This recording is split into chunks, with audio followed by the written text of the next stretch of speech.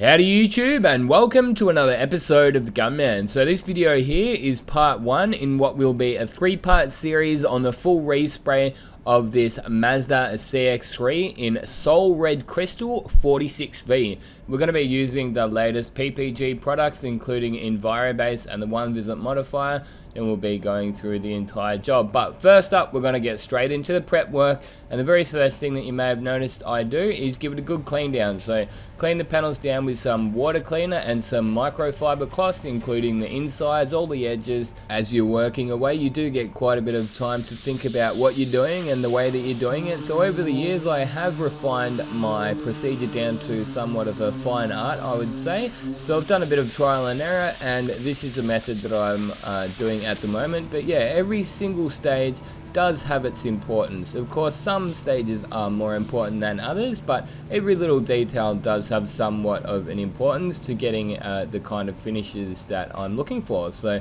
yeah, even just little things like using that applicator that you saw me putting the fine filler in. Of course, I'm using the Nuva UV filler. Absolutely love this stuff.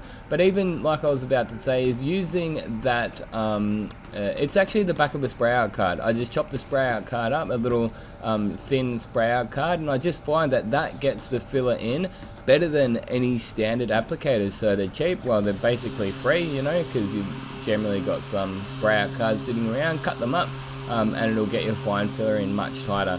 But of course, the next step that you saw me doing is just using a razor blade to remove the excess. So when you're putting your fillering, if you don't put enough in, you can have it sort of still a touch low. So if you wipe it completely flat, you do run that risk. So I do like to leave it mildly proud, but again, not too proud, because then you're stuck with like a high spot, which may not come out that easy with the razor blade. So yeah, again, every single piece of the puzzle is important, and again, even down to the primer. So I like to put primer on bonnets, because all it takes is one chip that you've missed and you're painting that whole bonnet again.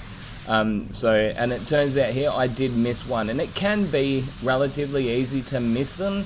Although I do have a pretty good eye for detail for spotting them, but yeah, like they usually show up as like a white spot, the ones that you've missed. So I can usually discern the difference between a missed one and one that you've got.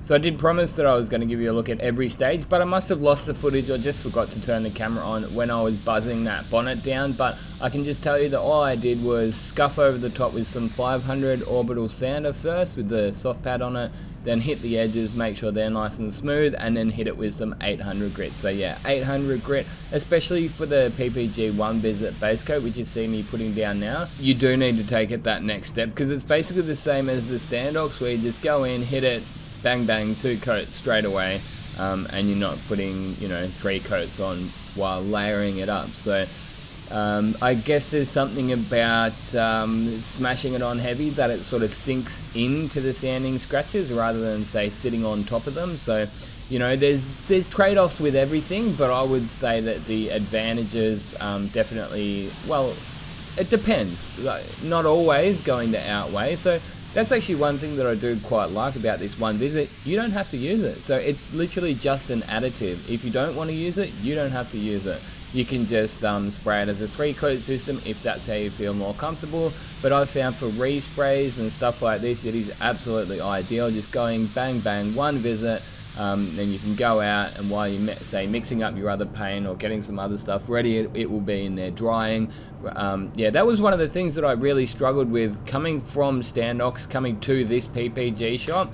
It just felt like it took forever, especially doing these big jobs, to get the base coat down, because you do lap after lap after lap, and it was, yeah, quite time consuming. But now having that one visit, it is a game changer. But another thing that I thought I would point out here is when I'm mixing the candy up, I like to warm the clear coat up, so I get it to 30 degrees. So I've got some stories about viscosities and that. You know, it's been somewhat of a hard road. I really struggled with this color at the start, I'm not gonna lie.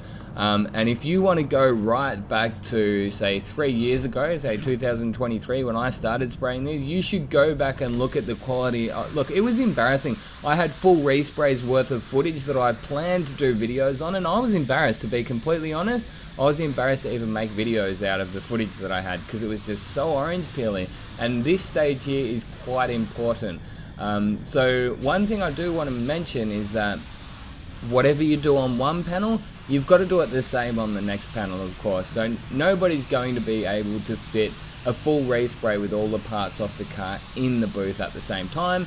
And on the other hand, if you don't take the parts off the car, your edges are going to be nasty and yucky. So we do pay attention to all of these little finer details. So we do like to pull the parts off the car, and then make sure all those edges are nice. But yeah, being that we're doing that, you really do have to pay a little bit more attention to how you spray it, even mixing the clear up, the temperatures of the clear, little things like that, the viscosity, the spray guns, the settings, and yeah, everything has to be pretty much on point, or you're going to have big mistakes. Now, so as I mentioned before, I've been heating the clear coat up, and as I cast my mind back to, say, 2 years ago when I first started in this shop, I thought, why didn't I do this from the start? Like, why wasn't I warming the clear up?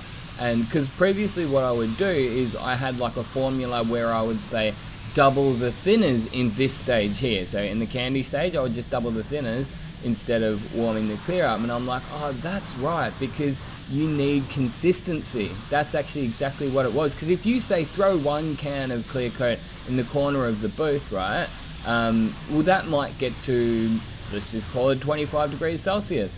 And then you've got, and then let's just say you need to go and mix up another batch of clear coat, well, that might be sitting at 20 or 15. So what I found was you were just best off leaving it at room temperature, and just doubling the thinners to get that correct viscosity.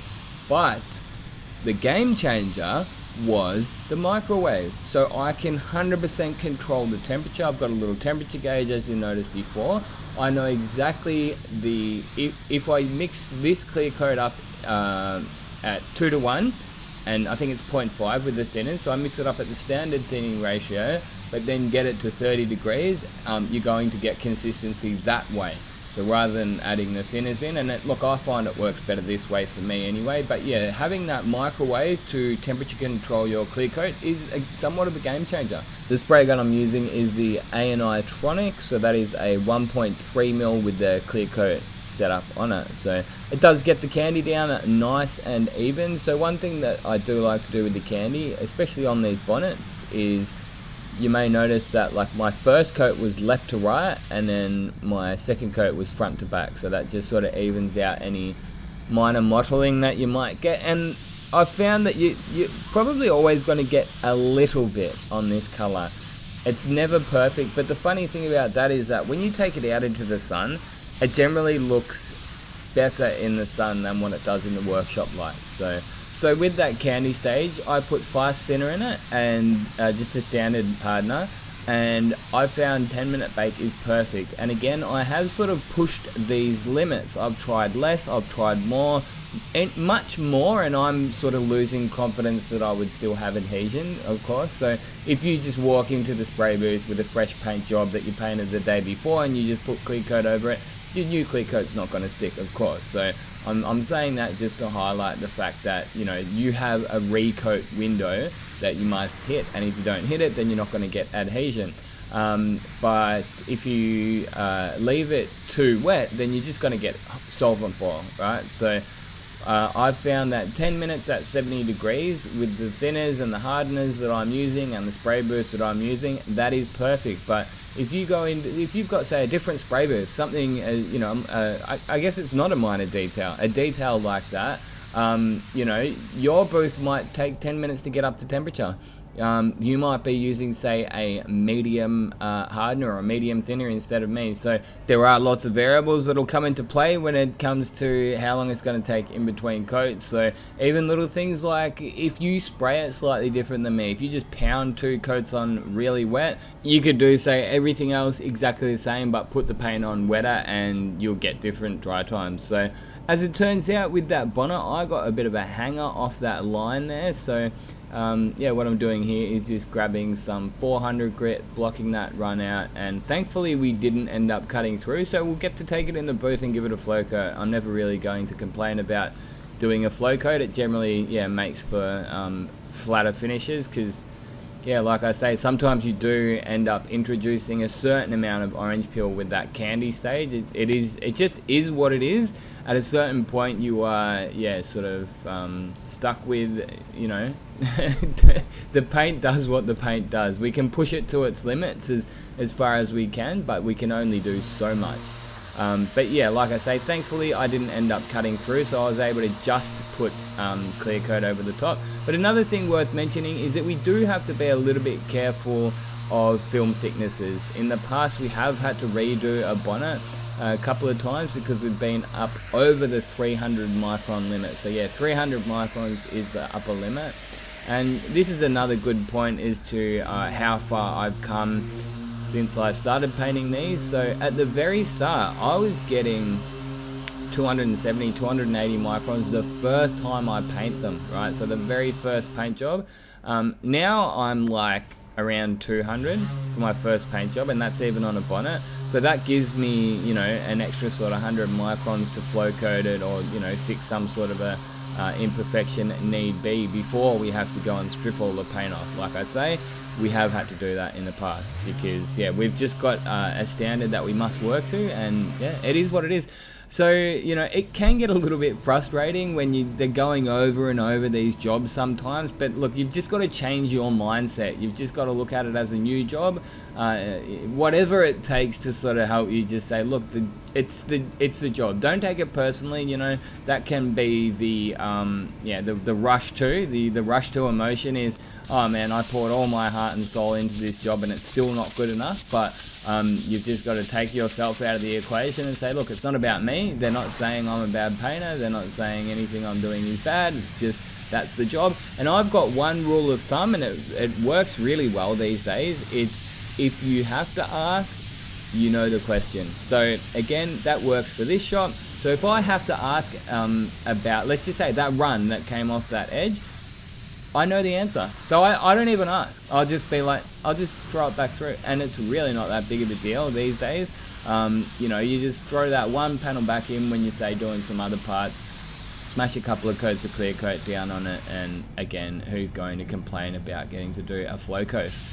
Love me a good flow coat in the mornings. So yeah, again, the spray gun I'm using is the A&I Tronic. As you may have noticed, that I was sort of changing the air caps around just to see what was getting the best results. But yeah, I still do sort of prefer the clear coat cap. But yeah, I've been spraying clear coat with the base coat air cap sometimes just to see how it goes, and absolutely fine. I've found that there's not a massive difference between the base coat and the clear coat air caps on the Tronic. So yeah, still rocking the 1.3. I tried the 1.2 there one time on one of these, and believe it or not, it actually introduced more orange peel. I don't quite know how that works, but I found that it was better with the 1.3. Maybe it's just, it just smashes it on faster, quicker and faster, and yeah, whatever it is what it is, and 1.3 has been my go-to. So what I've been doing on the first coat is cranking the pressure up to 3 bar, and then second coat turning it down to 2.5 bar. That's on the digital gauge, so